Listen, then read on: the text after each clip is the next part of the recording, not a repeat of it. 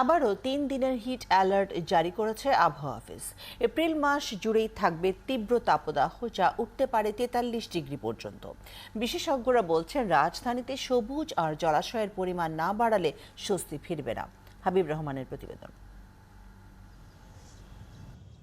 গতকাল মংলায় তাপমাত্রা ছিল ৪১.৬ ডিগ্রি সেলসিয়াস।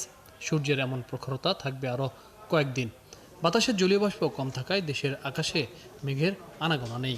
তীব্র গরমে দুঃসহ নাগরিক জীবন। শ্রমজীবী মানুষের অবস্থাটা আরও করুণ। নগরে স্বাভাবিকের তুলনায় প্রায় ৪ ডিগ্রি বেশি তাপমাত্রা বিরাজ করছে। আবহাওয়া অফিস বলছে, এপ্রিল এমনিতেই উষ্ণ মাস। এই সময় তাপমাত্রা কমবে না, বরং আরও বাড়তে পারে। তাপের পারদ উঠতে পারে ৪৩ ডিগ্রি পর্যন্ত। বৈশ্বিক উষ্ণতা আর দেশে নানাভাবে পরিবেশ বিপর্যয়ের কারণে তাপমাত্রা প্রতিনিয়ত বাড়ছে। এপ্রিল মাস জুড়ে আমাদের সারা দেশে মোটামুটি তাপপ্রবাহ থাকতে পারে। কিছু এলাকা হয়তো বা তাপপ্রবাহ ঢুকতে পারে, আবার তাপপ্রবাহ আওতার বাইরে চলে যেতে পারে। বিকাশে কম খরচে ক্যাশ আউটের লিমিট বেড়ে ৫০,০০০। প্রিয় এজেন্টও ২টা।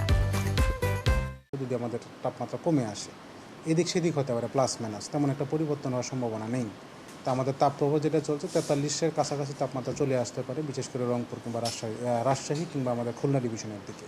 বিশেষজ্ঞরা বলছেন, যে কোনো গাছই পরিবেশকে শীতল রাখে। তবে ঢাকার সৌন্দর্য বর্ধনের নামে যে গাছ লাগানো হয়েছে তা তাপমাত্রা কমালেও জীববৈচিত্র্যকে নষ্ট করেছে, যা পরিবেশে নতুন বিপদ ডেকে আনবে।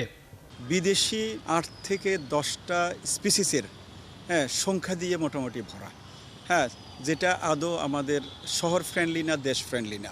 ম্যাক্সিমাম দেখি মেহগনি, দেবদারু, তারপর দেখি রেন্ট্রি, তারপরে দেখি আকাশমণি, ইউক্যালিপটাস, ইপিলিপিল, তারপরে দেখি শিশু ইত্যাদি।